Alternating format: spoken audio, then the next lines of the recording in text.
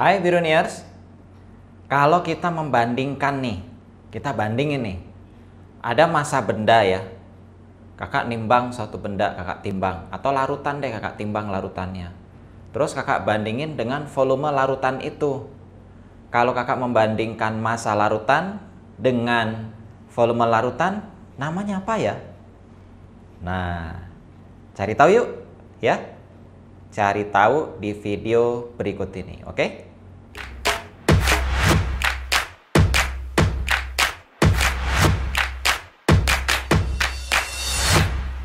Biruniers, setelah tadi kita membahas tentang kohesi, adhesi, kemudian perubahan wujud zat. Sekarang, ketika ada sebuah larutan, ya, kakak timbang nih massa larutannya. Kemudian kakak ukur juga volume larutannya. Terus kakak bandingkan antara massa dengan volume. Jadinya apa ya? Namanya apa tuh istilah itu? Ya, betul sekali.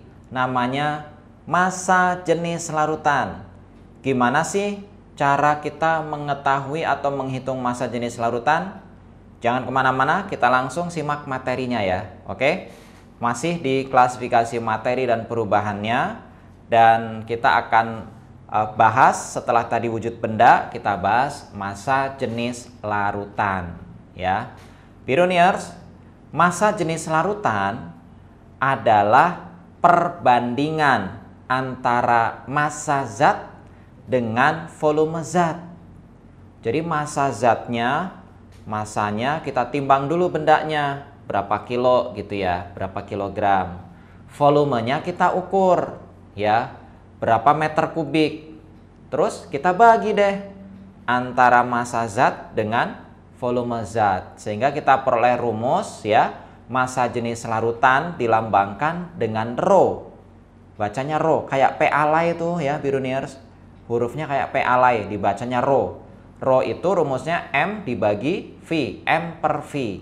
Nah, Rho adalah massa jenis, satuannya kalau dalam internasional kilogram per meter kubik. Ya, ini MKS-nya, kalau CGS-nya gram per sentimeter kubik. Kalau MKS-nya kilogram per meter kubik.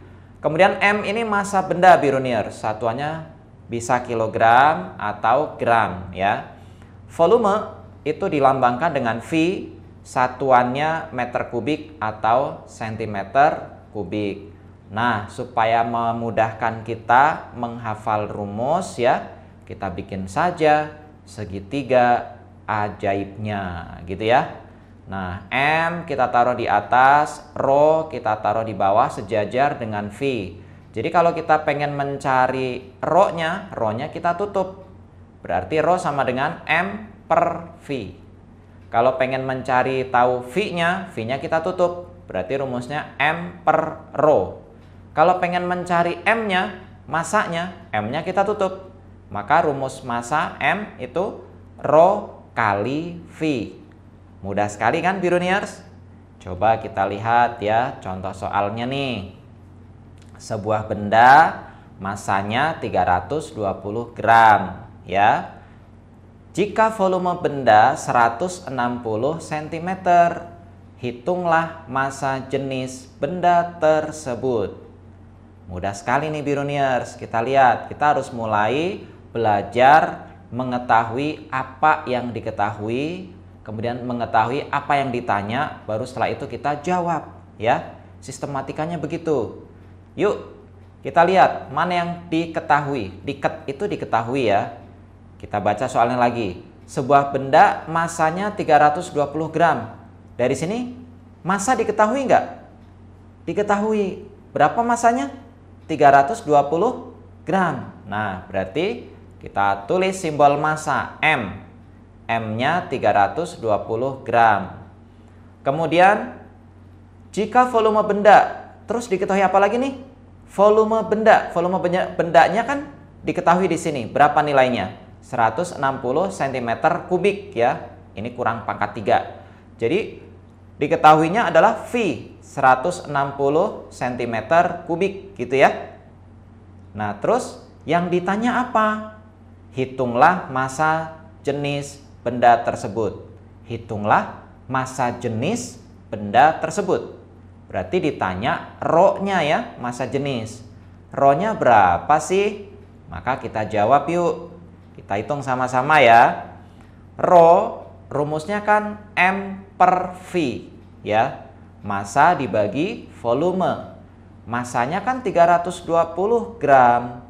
V-nya 160 cm kubik. Masukin angkanya. Bagi deh.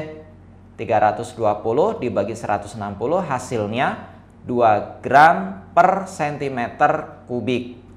Sebenarnya sampai di sini selesai jawabannya. Tapi kalau disuruhnya satuannya itu dalam MKS, SI ya, satuan standar internasional, maka ini harus diubah menjadi kilogram per meter kubik.